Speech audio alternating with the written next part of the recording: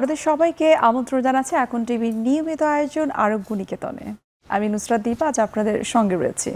দর্শক, আজ 19শে মে ওয়ার্ল্ড ফ্যামিলি ডক্টরস ডে। প্রতি বছর এই দিনটি বা দিবসটি পালন করা হয়ে থাকে ফ্যামিলি ডক্টরসদের যে গুরুত্বপূর্ণ অবদান সেটিকে স্বীকৃতি দেওয়ার জন্য। আমাদের আজকের আলোচনায় কিন্তু আমরা এই ডক্টরস ডে নিয়ে বিস্তারিত আলোচনা করার চেষ্টা করব, সেই সাথে বাংলাদেশের প্রেক্ষাপটে প্রাথমিক স্বাস্থ্য সেবার গুরুত্ব কতটুকু সেগুলোই কিন্তু আমাদের আজকের আলোচ্য বিষয়। আমাদের সঙ্গে আজ অতিথি হিসেবে রয়েছেন অধ্যাপক ডক্টর নাজমুল হোসেন, মহাপরিচালক স্বাস্থ্য শিক্ষা অধিদপ্তর। আমাদের সঙ্গে আরও একজন অতিথি রয়েছেন, তিনি হলেন অধ্যাপক ডক্টর এম এ রশিদ, উপদেষ্টা কার্ডিয়াক প্রজেক্ট বাংলাদেশ ডায়াবেটিক সমিতি ও former CEO Ibrahim cardiac hospital and research institute. আমাদের সঙ্গে আরও একজন অতিথি রয়েছেন, তিনি হলেন অধ্যাপক ডক্টর মোহাম্মদ রফিকুল ইসলাম, অধ্যাপক ইউরোলজি বিভাগ, বাংলাদেশ মেডিকেল বিশ্ববিদ্যালয় এবং সেই সাথে তিনি স্বাস্থ্য বিষয়ক সম্পাদক, বিএনপি। আপনাদের তিনজনকে স্বাগত জানাচ্ছি আমাদের আজকের অনুষ্ঠানে। ধন্যবাদ। আমি প্রথমে অধ্যাপক ডক্টর নাজমুল হোসেন স্যার, আপনাকে দিয়ে আমাদের আলোচনাটা শুরু করতে চাই। প্রথমে জানবো, এই যে আজকে ওয়ার্ল্ড ফ্যামিলি ডক্টরস ডে, আমরা জানি প্রতিটা দিবসেরই কিন্তু একটা প্রতিপাদ্য বিষয় থাকে, একটা থিম থাকে। এবারের প্রতিপাদ্য বিষয়টা আসলে কি? এবারের প্রতিপাদ্য বিষয়টা বেশ সুন্দর, compassionate care in a digital world. আমরা যদি এটাকে অনুবাদ করতে চাই, এভাবে বলতে পারি, আজকের যে ডিজিটাল দুনিয়া, যেখানে সব কিছুই যান্ত্রিক হয়ে যাচ্ছে, সেখানে একটি যত্নময় পরিচর্যা, এটাই হচ্ছে এবছরের থিম। যান্ত্রিকতার সঙ্গে আধুনিকতার সঙ্গে আমাদের চিকিৎসার ক্ষেত্রেও অনেক পরিবর্তন এসেছে। আমরা এখন অনেক কিছু ডিজিটাল পদ্ধতিতে করে থাকি, সেটা রোগ নির্ণয় হোক, ব্লাড প্রেশার মাপা হোক, একটা চিকিৎসা দেওয়া হোক, টেলিমেডিসিনের অ্যাপ্লিকেশন হোক, স্বাভাবিকভাবেই নতুন প্রযুক্তির প্রয়োগ থাকবেই। কিন্তু সেটা কখনোই আমাদের যে ট্র্যাডিশনাল কেয়ার, একটা পরিচর্যা, একটা আন্তরিকতা, সেগুলোকে কিন্তু এগুলো প্রতিস্থাপিত করছে না।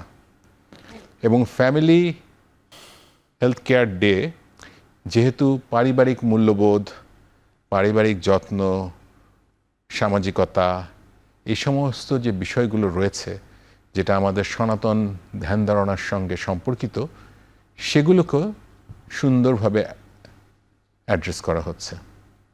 ফলে compassionate care in a digital world আজকের দুনিয়ার বাস্তবতায় পুরনো দিনের যত্নার্থী। আচ্ছা, আমাদের বাংলাদেশের প্রেক্ষাপটে সেটার প্র্যাকটিসটা কতটুকু রয়েছে সেটা জানবো। তবে তার আগে doctor M A Rashid sir, আপনার কাছে একটু জানতে চাইবো যে এই যে ফ্যামিলি ডক্টরদের কথা আমরা বলছি, তাদের অবদান বা গুরুত্ব অনেক বেশি।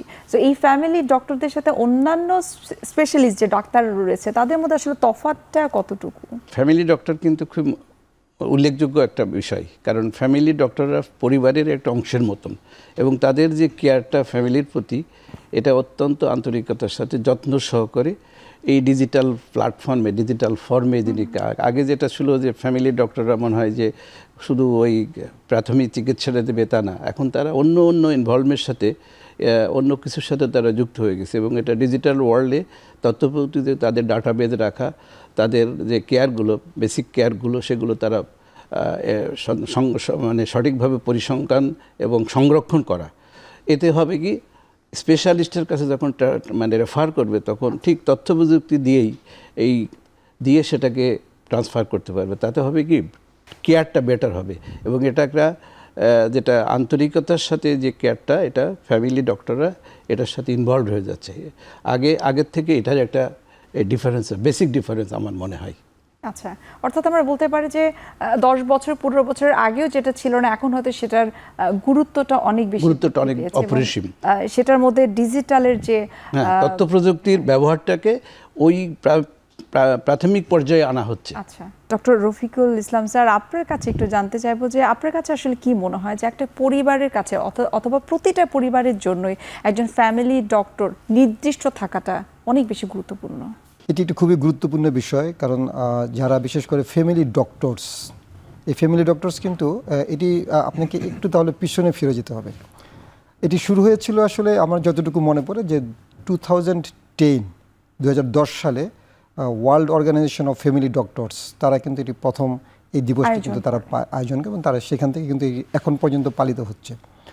হয়তোবা আমাদের দেশে সেটি খুব ঘটা করে পালিত হয় না, হয়তো ভবিষ্যতে ইনশাল্লাহ সেটি পালিত হবে, কারণ এটির গুরুত্বটা এই কারণে বেশি যে ফ্যামিলি ডক্টরসরা কিন্তু যখন আপনার এখান থেকে একজন মানুষের বা একজন পরিবারের সকল সদস্যের তারা যখন তার রোগ নির্ণয় করা, তাকে কাউন্সিলিং করা এবং তার বিশেষ করে আপনি যখন প্রাইমারি ডিজিজটা তার যখন সে তার মাধ্যমে যখন রোগ নির্ণয়টি হবে, তাহলে কিন্তু আপনার যে পরবর্তী যে কমপ্লিকেটেড ডিজিজগুলো হয় সেগুলো কিন্তু চিকিৎসা করাটা কিন্তু অনেকাংশে সহজ হবে। এবং আজকের যে প্রতিপাদ্য বিষয় আমাদের যে আলোচক তিনি কিন্তু অলরেডি বলেছেন যে ডিজিটাল ওয়ার্ল্ড, তার মানে বিশ্বের যে ডিজিটাল ওয়ার্ল্ড, যে আধুনিকায়ন ওয়ার্ল্ড, সেই আধুনিকায়ন ওয়ার্ল্ডে তার ডাটাবেজ আপনি তৈরি করতে পারছেন এবং সেই ডাটাবেজ তৈরির মাধ্যমে একটি গ্রাম অঞ্চলের সেখানেও কিন্তু যে ফ্যামিলিয়াল ডক্টর যদি আপনি এটিকে চালু করতে পারেন এই বিষয়টি, তাহলে কিন্তু সেখান থেকে কিন্তু তারা ডাটা বেজের মাধ্যমে এগুলো কিন্তু তার পুরো জিনিসটা কালেকশন হচ্ছে এবং ভবিষ্যতে সে যখন একজন সিনিয়র ডক্টরের কাছে যাবেন তখন তারাই কিন্তু এই ডাটা বেজের মাধ্যমে সেটা দেখতে পাচ্ছেন যে তার কি রোগ ছিল, কি ধরনের চিকিৎসা করা সম্ভব হচ্ছে সেটা। এবং এই ফ্যামিলি ডক্টরদের কিন্তু আরেকটি কাজ হলো কাউন্সিলিং, যেটা মানসিক যে ইভেন তারা কিন্তু মানসিক যে চিকিৎসার যে ব্যাপারটা হয় প্রাথমিক পর্যায়ে সে কিন্তু কোনো ডিজিজে আক্রান্ত হওয়ার, মানসিকভাবে ভেঙে পড়ার আগেই সে কিন্তু তাকে কাউন্সিলিং করার সে একটি সুযোগ পাচ্ছে। সুতরাং সেই জায়গাটাও কিন্তু আপনাকে খুব গুরুত্বের সহিত দেখা হয় এবং তার যে জটিল রোগগুলো সেগুলো যেটা আমি বলেছিলাম যে সেটা প্রাথমিক পর্যায়ে যদি এভাবে তার চিকিৎসাটা দেওয়া যায়, সম্ভব হয়, তাহলে যেমন আপনি ধরেন যে সে আমাদের সারা যে হাইপার টেনশনের রোগীর চিকিৎসা করে থাকেন, তো হাইপার টেনশনের রোগী যদি তার প্রাথমিকভাবে যদি আপনি প্রথমেই যদি ধরা পড়ে যায় যে তার প্রেশারটা তার আনকন্ট্রোল হয়ে যাচ্ছে কিংবা ডায়াবেটিসটা তার কন্ট্রোল হয়ে যাচ্ছে, তাহলে কিন্তু আপনার চিকিৎসা করাটা আমাদের জন্য কিন্তু ডাক্তারদের পক্ষে কিন্তু অনেক সহজ। এবং সেই সাথে স্যার সেটাও তোমরা বলতে পারি যে যিনি হাইপারটেনসিভ পেশেন্ট তাকে পরামর্শ দেওয়া, তার পাশাপাশি ফ্যামিলির অন্যান্য যে সদস্য রয়েছে তারা যেন ভবিষ্যতে হাইপারটেনসিভ না হয়। এক্স্যাক্টলি, যেমন তার ডায়াবেটিক পেশেন্ট, তার জেনেটিক্যালি তার মা আম্মার আছেন, তার বাবার আছেন কিনা, পরবর্তীতে তার ছেলেমেয়ের সেটা সম্ভাবনা কত, সেটাও কিন্তু আপনি এটার মাধ্যমে আপনি কিন্তু জানতে পারছেন। এবং আপনার জন্য সবচেয়ে বড় কথা হলো পরবর্তীতে রেফারেলটা, যেটা আমরা যেটা চিন্তা ভাবনা করছি যে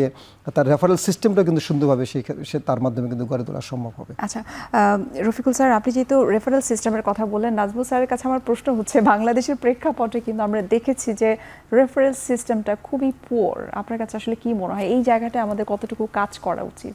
আমরা চাইলেই যে কোনো যত বড় বিশেষজ্ঞই হোক সরাসরি তার কাছে চলে যেতে পারি, কিন্তু এই ক্ষেত্রে রেফারেল সিস্টেমে কিন্তু এটা হবার কথা নয়। আপনাকে সবসময় একটা প্রাইমারি একজন চিকিৎসকের কাছে যেতে হবে।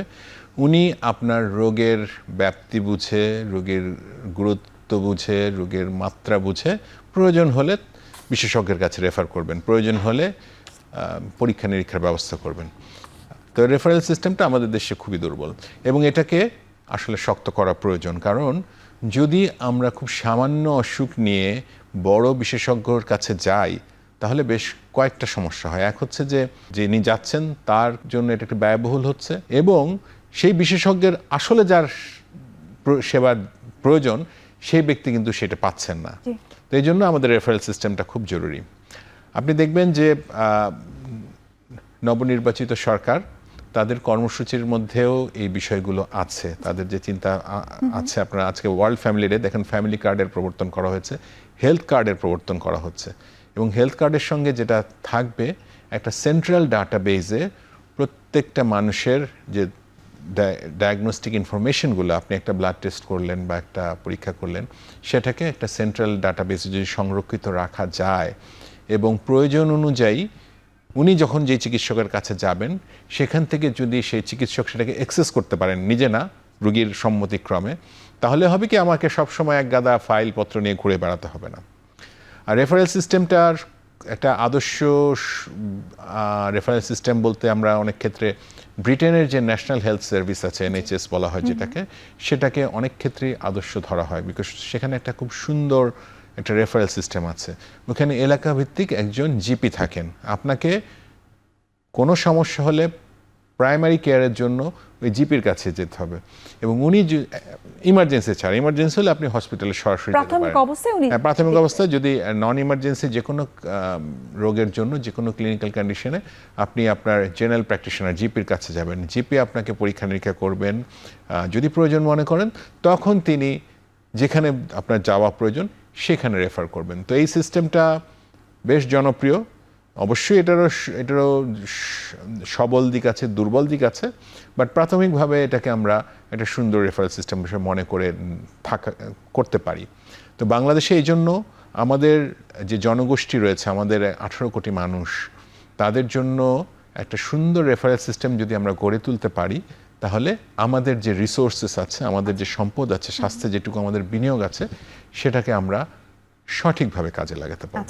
আচ্ছা, আপনি যেটা বলছেন যে আমাদের যথেষ্ট রিসোর্স আছে এবং বিনিয়োগ আছে, আমি doctor M A Rashid sir আপনার কাছে একটু জানতে যাব আপনার মতামতটা আসলে কি, যে বাংলাদেশে যে ধরনের যে রেফারেল সিস্টেম, যেটিকে আমরা বলছি খুবই দুর্বল রয়েছে, এবং প্রাথমিক হেলথ কেয়ার সেই জায়গাটাতেও কিন্তু আমাদের অনেক ধরনের ল্যাকিংস রয়েছে। সো এটাকে আসলে আমরা এস্টাবলিশ করার জন্য, ইমপ্রুভ করার জন্য কি কি করতে পারি বা কি কি চ্যালেঞ্জ আসলে সামনে আসতে পারে? ধন্যবাদ। প্রফেসর নাজমুল ঠিকই বলছেন। বিষয়টা হচ্ছে যে আমাদের এখানে কিন্তু রেফারেল সিস্টেম এরকম কোনো নীতিমালা নেই, কারণ এটা একটা রাষ্ট্রের নীতিমালার ভিতরে আওতায় আনতে হবে। রেফারেল সিস্টেম যেমন ইউকেতে আছে, ইউএসএতে আছে, কানাডাতে আছে, আমি দেখেছি সেখানেও তারা আন্ডার কম্পালশন তারা জিপির কাছে যাবে, প্রথম জেনারেল ফিজিশিয়ানের কাছে যাবে তাদের প্রবলেম নিয়ে, একমাত্র ইমার্জেন্সির জন্য যে কোনো সময় যাবে। তো জিপি ডিসাইড করবে, সে তার ডাটাবেজ আছে তার কাছে। এই যে ডিজিটাল কথাটা হচ্ছে যে এখন যে compassionate care in digital form আর কি, অর্থাৎ তার যদি ডাটাবেজ থাকে, তার তথ্যগুলো থাকে, তাহলে বেটার কেয়ার হবে এবং উনি প্রয়োজন বোধে রেসপেক্টিভ কনসালটেন্টের কাছে বা স্পেশালিস্টের কাছে পাঠাইতে পারবে। তো এটা করতে গেলে তো আসলে রাষ্ট্রীয়ভাবে এটাকে নারিশ করতে হবে, এটাকে সিস্টেমের মধ্যে নিতে হবে। তো এখন সবাই ফিল করতেছে, বর্তমান সরকারও ফিল করতেছে যে এটাকে রাষ্ট্রীয়ভাবে ডাটাবেস করে প্রাইমারি হেলথ কেয়ারটাকে একদম বেসিক থেকে একটা শেষ পর্যায়ে টারশারি কেয়ার মধ্যে নিয়ে যাওয়া উচিত। তাতে হচ্ছে কি যে উনি একজন স্পেশালিস্ট, উনি একজন স্পেশালিস্ট, আমি একজন স্পেশালিস্ট, আমাদের কাছে যে কোনো লোকের অ্যাক্সেস আছে। যেটা প্রফেসর নাজমুল বললো যে আসলেই দেখা যাচ্ছে অযথা সময় নষ্ট করতেছে, একটা গায়ে সর্দি কাশি হয়েছে, ঠ্যাঙে ব্যথা হয়েছে, পায়ে ব্যথা হয়েছে, এসে স্পেশালিস্ট সময়টা নষ্ট করছে। এটা যদি রেফারেল থাকতো তাহলে কিন্তু ভিড়ভাড়টা কম হতো, ওই প্রথম অবস্থায় তাকে চিকিৎসা দিয়ে বিধি করে দিতে হবে। যার যে সমস্যা সেই অনুযায়ী তাতে স্পেশালিস্টরা রোগীদের প্রতি বেশি কেয়ার করতে পারতো, অনেক সময় দিতে পারতো এবং এফেক্টিভলি চিকিৎসা করতে পারতো। এই জিনিসটা আমাদের নীতিগতভাবে আনার প্রয়োজন আছে। এটা কোনো বিচ্ছিন্নভাবে এনে এটাকে ফলপ্রসূ করা খুব ডিফিকাল্ট।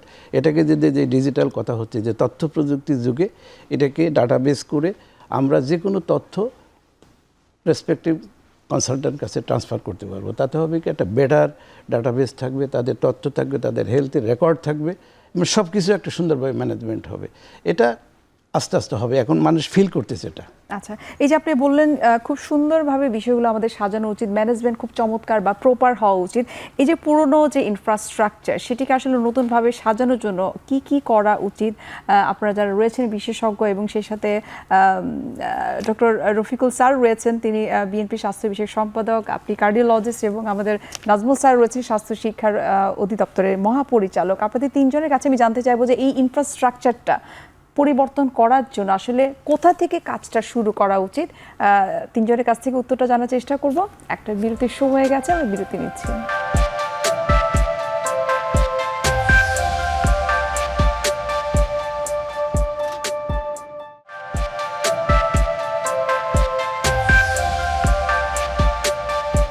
দর্শক, ফিরে আসলাম বিরতি থেকে। আপনাদের অসংখ্য ধন্যবাদ আমাদের সঙ্গে থাকার জন্য। ডক্টর রফিক স্যার, যেমনটি বলছিলাম বিরতির আগে, যে আপনার কাছে জানতে চাইবো যে আমাদের যে পুরনো ইনফ্রাস্ট্রাকচার রয়েছে সেটিকে পরিবর্তন করার জন্য আসলে আমাদের এই মুহূর্তে কি করা উচিত? যেমন আমরা যতটুকু জানি যে নতুন সরকার খুব চমৎকার একটা স্বাস্থ্যনীতি তৈরি করেছেন। সেই স্বাস্থ্যনীতিতে কিন্তু অনেকগুলো বিষয়, অনেকগুলো রোগকে কিন্তু প্রায়োরিটি দেওয়া হয়েছে। সো আপনি যদি আমাদেরকে বলতেন যে ইনফ্রাস্ট্রাকচারের দিক থেকে আমরা কোথা থেকে শুরু করলে এই হেলথ সেক্টরটাকে আমরা অনেক বেশি উন্নত করতে পারবো? দেখেন, এক সময় ছিল যে অর্থোপেডিক সার্জন, তিনি হোল বডি সার্জন, আবার একটা হোল বডি সার্জনের নামে কিন্তু পরিচিত আছে। তিনি মাথা থেকে শুরু করে পা পর্যন্ত, টো পর্যন্ত সব ধরনের অপারেশনই করেন। আবার যখন এটা কি স্পেশালিস্ট ডেভেলপ হয়ে গেল, তারা কিন্তু অর্থোপেডিক সার্জন হিসেবে পরিণত হলো, এবং তারা কিন্তু আবার ভাগ করলেন স্পাইন সার্জন, কেউ হ্যান্ড সার্জন, কেউ অ্যাঙ্কেল সার্জন, মানে বিভিন্ন ধরনের এরকম সার্জারি হয়েছে। রিসেন্ট কিন্তু ডেভেলপড হয়েছে কি right hand surgeon and left hand surgeon. সুতরাং আপনি সাবজেক্টগুলোকে কিন্তু আরও সুনির্দিষ্ট করে দিচ্ছে। তা কেন করে দিচ্ছে এটা? মানে আপনি যেন রোগের জন্য সঠিক চিকিৎসাটা হয় এবং ভালোভাবে সেই চিকিৎসাটাকে ডেভেলপ করতে হয়।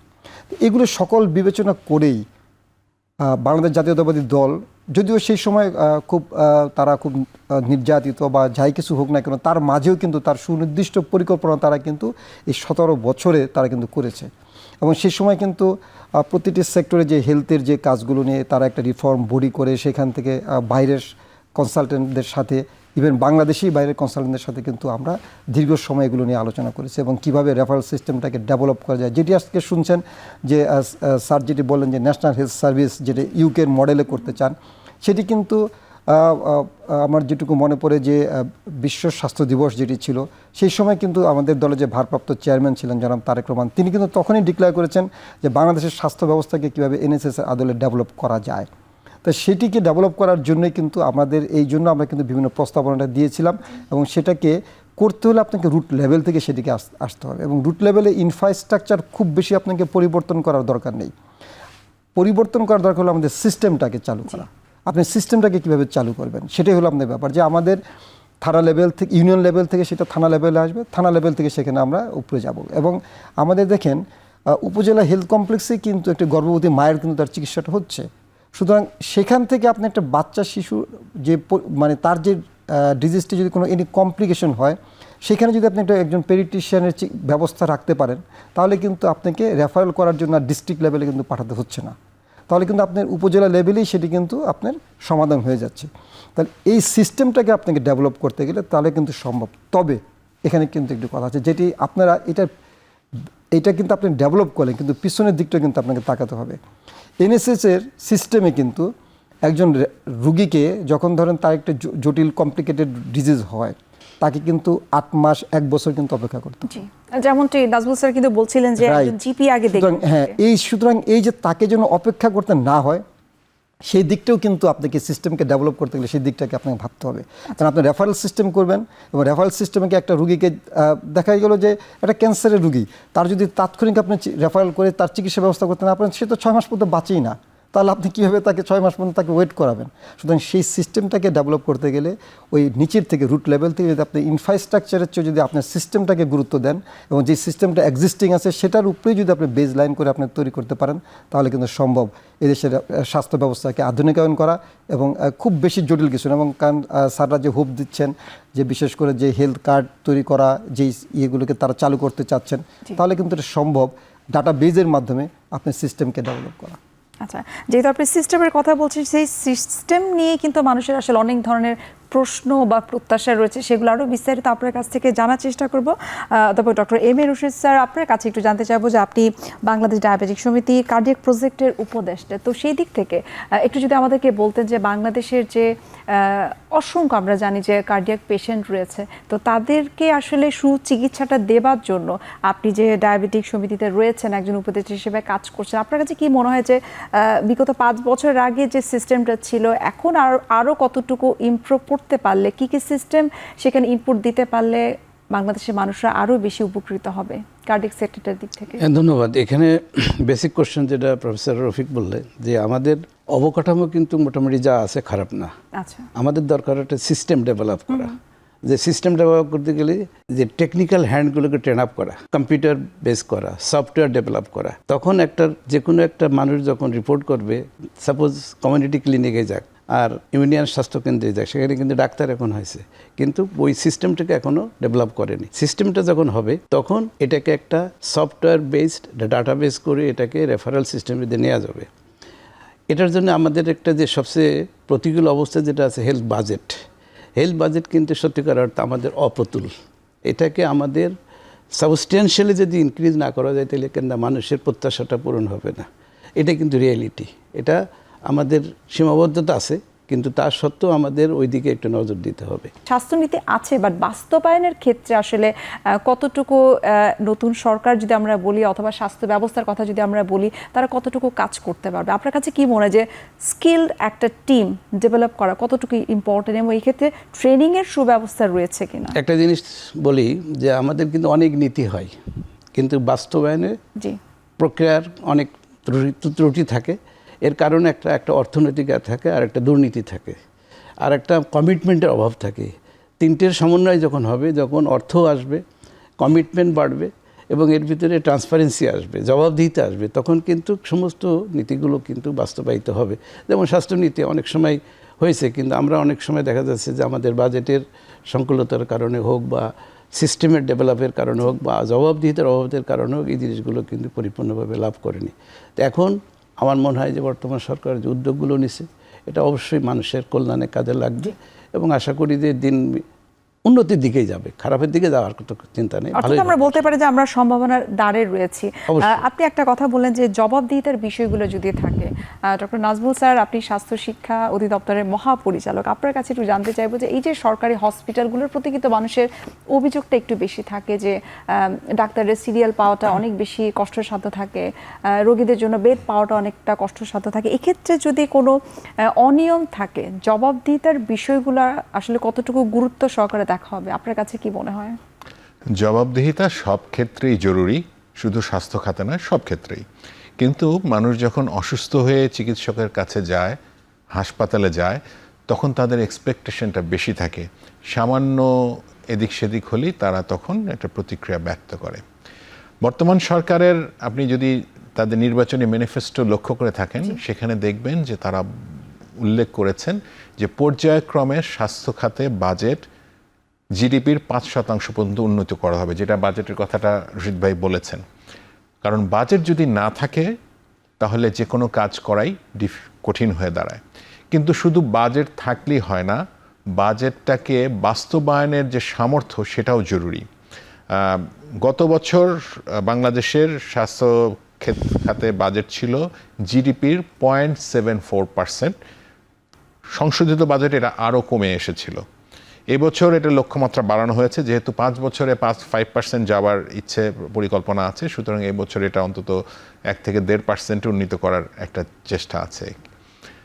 তো হাসপাতালে, সরকারি হাসপাতালগুলো এই ল্যাক অফ রিসোর্সেস মানে সম্পদের সীমাবদ্ধতার জন্য কঠিনভাবে সাফার করে। আমি যদি উদাহরণ দিই, ঢাকা মেডিকেল কলেজ হাসপাতাল এটা একটা 2600 বেডের হাসপাতাল, কিন্তু আপনি যে কোনো সময় যান এখানে গিয়ে দেখবেন 4000 থেকে 5000 রোগী আছে। এখন হাসপাতালটা ডিজাইন করা হয়েছিল, যখন প্রথম এটা স্থাপন করা হয় তখন হয়তো এটা একটা কয়েকশো বেডের হাসপাতাল ছিল, গ্র্যাজুয়ালি এটা বাড়তে বাড়তে 2600 বেডের হাসপাতাল হয়েছে। তার অর্থ হচ্ছে এখন এটা 2600 বেডের বরাদ্দ পায়। এখানকার জনবল যা আছে 2600 রোগীর জন্য, এটার যে পথ্য ওষুধপত্রের যে অর্থ আছে, এটার যে অবকাঠামো আছে, সেটা 2600 লোকের জন্য। কিন্তু সেখানে যখন 4000 বা 5000 মানুষ এসে উপস্থিত হয়, তখন সেই সীমাবদ্ধ অবকাঠামো নিয়ে, সীমাবদ্ধ জনবল নিয়ে এতজন রোগীকে সেবা দেওয়াটা খুব কঠিন হয়ে দাঁড়ায়। এটা একটা আমাদের সামগ্রিক সমস্যা। কিন্তু মুশকিল হচ্ছে এই সমস্যাটা আপনি চাইলেই রাতারাতি পরিবর্তন করে ফেলতে পারবেন না। সরকার চাইলেই কালকে আরেকটা ঢাকা মেডিকেল কলেজ হাসপাতাল তৈরি করতে পারবে না। তো সেই জন্য একটা খুব ভালো উদ্যোগ বর্তমান সরকারের নির্বাচনী ম্যানিফেস্টোতেও ছিল এবং ওনারা সেটা বাস্তবায়ন করতে যাচ্ছেন, হয়তো খুব শীঘ্রই দেখা যাবে। সেটা হচ্ছে প্রাইভেট পাবলিক পার্টনারশিপ।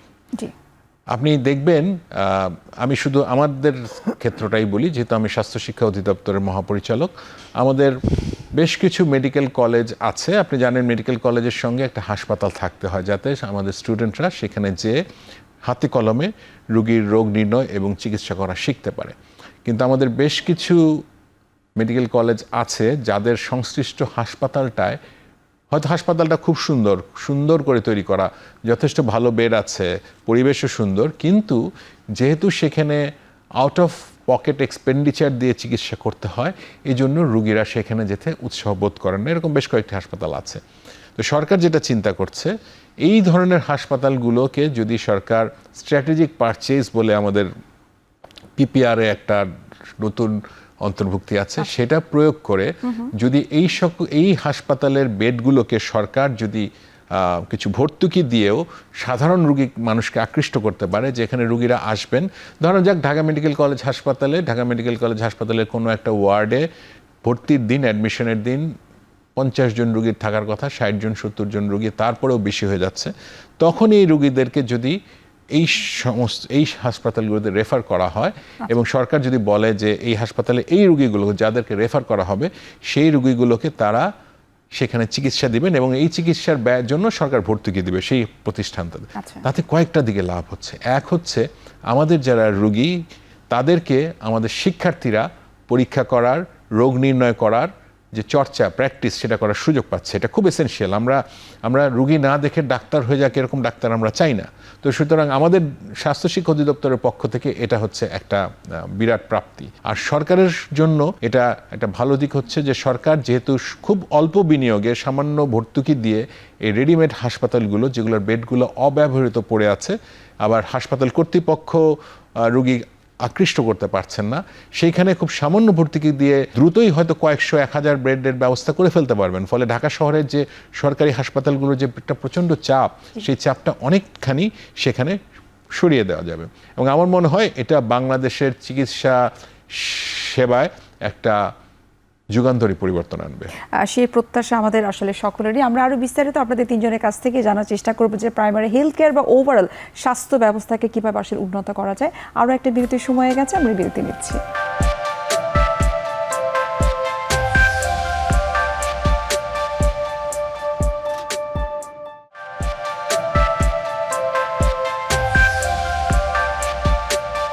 দর্শক, ফিরে আসলাম বিরতি থেকে। আপনাদেরকে অসংখ্য ধন্যবাদ আমাদের সঙ্গে থাকার জন্য। ডক্টর রফিকুল স্যার, আপনার কাছে একটু জানতে চাইবো যে এতক্ষণ আমাদের doctor M A Rashid sir এবং ডক্টর নাজমুল স্যার কিন্তু খুব চমৎকার করেই বললেন যে আসলে আমাদের স্বাস্থ্য ব্যবস্থার কোন কোন জায়গাগুলোতে আসলে আমরা উন্নতি করতে পারবো এবং কোন কোন জায়গায় আমাদের কাজ করা উচিত। আপনি যদি আমাদেরকে বলতেন যে নীতিগত পরিবর্তন আসলে কতটা দরকার এবং সেটি আসলে কারা করবে এবং কতদিনের মধ্যে, কত বছরের মধ্যে সেটি আসলে করা সম্ভব? দেখেন, নীতিগত পরিবর্তন তো একটি সরকার করবেন, তাই না? তো সুতরাং সরকারের লিমিট কিন্তু 5 ইয়ার্স। সুতরাং তাকে যা কিছু বলবেন, যা কিছু করবেন, তাকে 5 বছরের মধ্যে করতে হবে। পরবর্তীতে যদি করতে হয় তাকে আবার জনগণের ম্যান্ডেট নিয়ে কিন্তু তাকে আবার সেটাকে করতে হবে, তাই না? সুতরাং সেখানে 5 ইয়ার্সের ভিতরেই তার যে লিমিটেশন সেটাকে তার বাস্তবায়ন করতে হবে। তবে একটি গভর্নমেন্ট যখন গঠন হয়, যখন সরকার পরিচালনা, যে বা যারাই সরকার পরিচালনা করুক, তারা তার পূর্ব পরিকল্পিতভাবেই কিন্তু তারা কত কিছু নীতি নিয়ে তারা কিন্তু আগান। সেই অর্থেই কিন্তু এই যে বললেন যে গভর্নমেন্ট পাবলিক প্রাইভেট যে একটা রিলেশন, সেখানে যৌথভাবে কোনো কিছু করা, তার মানে কি এই দলটি সেটি আগের থেকে চিন্তাভাবনা ছিল এবং সেই নীতিটাই কিন্তু তারা এখন তাদের নীতিটা তারা বাস্তবায়ন করতে যাচ্ছেন। তবে ব্যাপারগুলো কিন্তু স্টেপ বাই স্টেপ কথাগুলো উঠে এসেছে। যেমন যদি আপনি এগুলো সবই করতে যান, যে কথাগুলো আসলো যে আপনার বাজেট যেই সংখ্যা, সেই বাজেটটা আপনি কীভাবে করবেন, এবং এখানে কিন্তু কথা আছে যে জিডিপির 5% পর্যায়ক্রমে শব্দটা কিন্তু। সুতরাং আপনি যদি প্রথমেই আশা করেন যে 5% কেন গভর্নমেন্ট এবার হলো, বাজেট হয়ে গেল, বাজেট হইতে যাচ্ছে, আপনি 5% কেন দিলেন, আসলে কিন্তু শব্দটা কিন্তু পর্যায়ক্রমে। সুতরাং সেটাকে কিন্তু আপনাকে চিন্তা করতে হবে। এবং নীতিগতভাবে যদি আপনার যেই কথাগুলো আসছে সেগুলোতে কিন্তু অনেক ধরনেরই পরিবর্তন, অনেক কিছু আপনার পরিবর্ধন সেগুলো কিন্তু পাবেন আপনারা। এবং সেই পরিবর্তনে জনগণের দিকে তাকিয়ে কিন্তু আপনাকে সেটি করতে হবে এবং মানুষের যে স্বাস্থ্য ব্যবস্থার যে পরিবর্তন সেটি কিন্তু করতে হবে। এবং এটি কি করা খুব বেশি জটিল কোনো কিছু না। কারণ আপনি দেখেন এই স্যাররা যখন পড়াশোনা করছেন মেডিকেলে, বা আমার সময় আমি যখন পড়াশোনা করছি, তখন কিন্তু এক সময় মালয়েশিয়ার থেকে কিন্তু স্টুডেন্ট আসতো আমাদের দেশে পড়াশোনার জন্য। আর আপনি ইন্ডিয়ার থেকে কিন্তু আমাদের দেশে আসতো, এই দার্জিলিং বলেন, বা তারা কিন্তু পার্শ্ববর্তী দেশ থেকে আমাদের দেশে পড়াশোনার জন্য আসতেন। এবং তাহলে আপনি এখন চিকিৎসার জন্য সেখানে যাচ্ছেন, তাহলে এইটাকে কিন্তু আপনি রোধ করতে হলে এই যে নীতি যেটা আপনি বললেন, তো সেটাকে কিন্তু আপনাকে পরিবর্তন করতে হবে। এবং সেই পরিবর্তন করতে পারলেই তাহলেই কিন্তু আপনার সম্ভব যে মিডল ইস্ট থেকে চিকিৎসার জন্য কেন অন্য দেশে যাবে? মিডল ইস্ট থেকে চিকিৎসা, মিডল ইস্ট তো আমাদের সাথে সম্পর্কযুক্ত, তাহলে আমরা কেন মিডল ইস্টের যারা অসুস্থ হচ্ছেন তাদেরকে আধুনিক চিকিৎসার জন্য কেন তাদেরকে বাংলাদেশে নিয়ে আসতে পারবো না? সুতরাং সেই মানের, সেই নীতিতে যদি আপনি পরিবর্তন আনেন, এবং সবচেয়ে বড় কথা যে কথাগুলোতে আমি উঠে এসেছে সেইগুলোতে মধ্যে সবচেয়ে স্বাস্থ্য খাতের সবচেয়ে বড় একটি ইস্যু হলো, আপনি বাজেট যতই বাড়ান না কেন, স্বাস্থ্য খাতের সবচেয়ে বড় একটি সমস্যা হলো কি, তার দুর্নীতি। এবং স্বাস্থ্য খাতের দুর্নীতি কিন্তু যতগুলো সেক্টর আছে তার মধ্যে প্রায় 7ম থেকে 8ম অবস্থানে স্বাস্থ্য খাতের দুর্নীতি। যেখানে একটি প্রফেসর হওয়ার জন্য তাকে ঘুষ দিতে হচ্ছে, যেখানে একজন মেডিকেল অফিসারের তার ট্রান্সফার হওয়ার জন্য তাকে ঘুষ দিতে হচ্ছে। তাহলে যদি এগুলোকে যদি আপনি রোধ করতে পারেন, তাহলে কিন্তু আপনার অপচয় যখন রোধ করবেন তাহলে কিন্তু আপনার আপনি যেহেতু দুর্নীতির কথা বলছেন, আমি doctor M A Rashid sir আপনার কাছে একটু জানতে চাইবো যে আপনার কাছে আসলে এই বিষয়টা কি মনে হয় যে এই যে দুর্নীতিটা হচ্ছে সেটার পেছনে আসলে কাদের ভূমিকা রয়েছে, এবং আপনারা যারা বিশেষজ্ঞ রয়েছেন আপনারা আসলে কি কি করতে পারেন, কি কি সুপারিশমালা আপনারা সরকারের প্রতি যে প্রস্তাবনাটা সেটা আপনারা পেশ করবেন, এবং সেই সাথে যেমনটি রফিক স্যার বলছিলেন যে বাইরে থেকে ডাক্তাররা কিন্তু আমাদের দেশে এসেও কিন্তু চাইলে তারা এখানে ট্রিটমেন্ট দিতে পারেন, কিন্তু আমরা যে যাচ্ছি ট্রিটমেন্টের জন্য সেটাকে বন্ধ করার জন্য আমরা আসলে কি করতে পারি?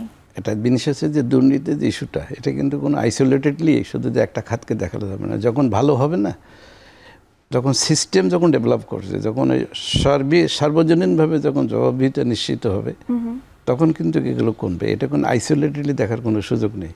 শুধু যে স্বাস্থ্য খাত না, অন্য অন্য খাত যা আছে সব যখন ভালো হবে তখন ওই একটা কথা আছে না, খালে বাড়লে বিলেও বাড়ে। তো যখন ভালো হবে তখন সব জায়গায় ভালো হবে।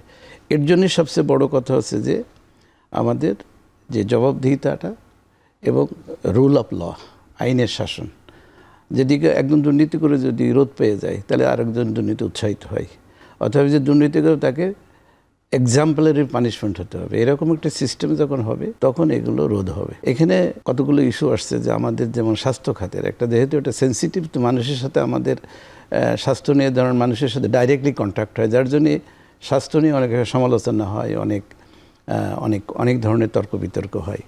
তো এখানে বর্তমান সরকার যে উদ্যোগটা নিয়েছে, কয়েকদিন আগে যশোর মেডিকেল কলেজে যখন ভিত্তিপ্রস্তর ইস্তফা যায়, মাননীয় প্রধানমন্ত্রী একটা কথা বলছেন, যেটা প্রফেসর নাজমুল বলছে, যে public private partnership is a very effective একটা পদ্ধতি। এটাকে যদি করা যায় তাহলে আমূল পরিবর্তন হবে। বাজেট বাড়াতে হবে অবশ্যই, কারণ ওই যে হাসপাতালে কাজ মানে চিকিৎসা নেবে তাদেরকে পয়সা দিতে হবে। যেমন বাংলাদেশ ডায়াবেটিক সমিতির BIRDEM hospital, Ibrahim cardiac hospital, national heart foundation, এটি কিন্তু পাবলিক প্রাইভেট পার্টনারশিপের একটা উদাহরণ। এখানে কিন্তু গভর্নমেন্ট একটা অংশ দিচ্ছে, যেমন শহরে ঢাকা সিটিতে 60-40%, 60% গভর্নমেন্ট দেয়, 40% দেবে ওই সংস্থা অর্থাৎ ডায়াবেটিক সমিতি। আবার ঢাকার বাইরে যখন যাবে তখন 80-20 হবে, 80% গভর্নমেন্ট দিবে, 20% প্রত্যাশী সংস্থা দিবে। যেমন আমি যশোর হার্ট ফাউন্ডেশন হসপিটাল করার জন্য ডিভিডি সাবমিট করছি। এটা কিন্তু এখন একটা স্ট্র্যাটেজিক এরিয়াতে যশোর একটা গুরুত্বপূর্ণ জায়গা, যেখান থেকে ইন্ডিয়ায় যায়, যেখানে প্রচুর লোকজন, ওদের আর্থিক সংস্থা অন্য জায়গার চেয়ে বেটার, অর্থাৎ প্রচুর লোকজন তারা বাইরে চলে যায়। এই যে বৈদেশিক মুদ্রাগুলো সাইফনিং হচ্ছে, বাইরে চলে যাচ্ছে, এটাকে ধরে রাখার জন্য আমরা অলরেডি এই যে বৈদেশিক মুদ্রার কথা আপনি বললেন, সেটাকে আমরা কিভাবে আসলে ধরে রাখতে পারি, এক্ষেত্রে কিভাবে আমরা কাজ করলে আমাদের দেশের রোগীরা যেন বাইরে না যেতে পারে, সেই বিষয়টি আপনাদের তিনজনের কাছ থেকে জানার চেষ্টা করবো। আরও একটা বিরতির সময় গেছে, আমরা বিরতি নিচ্ছি।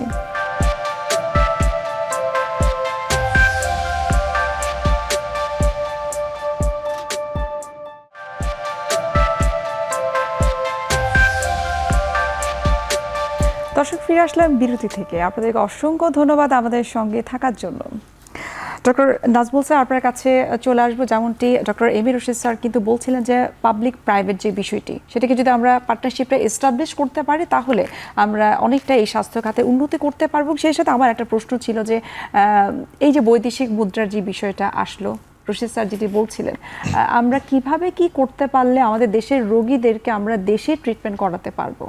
অনেক কিছু আসলে করবার আছে, কিছু দায়িত্ব আমাদের ডাক্তারদেরও আছে, শুধু সিস্টেমকে দোষ দিলে চলবে না। আমরা আমাদের চিকিৎসকদের রোগীর প্রতি যে ব্যবহার, সহমর্মিতা, সহানুভূতি, এগুলো বাড়াতে হবে।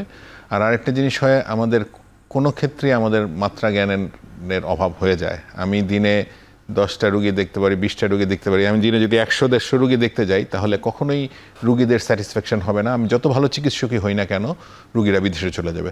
আবার রুগীদেরও ওনার কাছেই যেতে হবে যিনি দিনে 150 রুগী দেখেন। তো সবারই মানসিকতা পরিবর্তনের প্রয়োজন আছে। আমাদের রোগ নির্ণয়ের ক্ষেত্রে আরও যত্নশীল হতে হবে, আমাদের আধুনিক টেকনোলজি আনতে হবে। কিন্তু সবচেয়ে বড় জিনিস যেটা দরকার সেটা হচ্ছে মানুষকে মোটিভেশন করতে হবে, মানুষকে বোঝাতে হবে যে আমাদের চিকিৎসকরা যথেষ্ট দক্ষ, আমাদের হাসপাতালগুলো যথেষ্ট ভালো।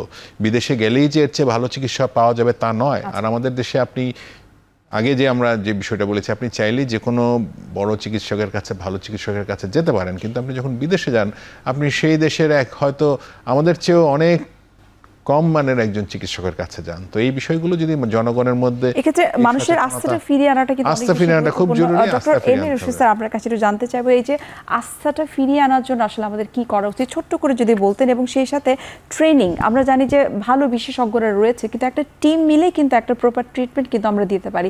সো টিমের জন্য ট্রেনিং ব্যবস্থাটা কি আমাদের বাংলাদেশে যথেষ্ট রয়েছে কিনা? এখানে যেটা আছে যে এটা কোশ্চেন ছিল যে আমাদের রোগীরা বাইরে যাচ্ছে, বৈদেশিক মুদ্রা বিদেশে চলে যাচ্ছে।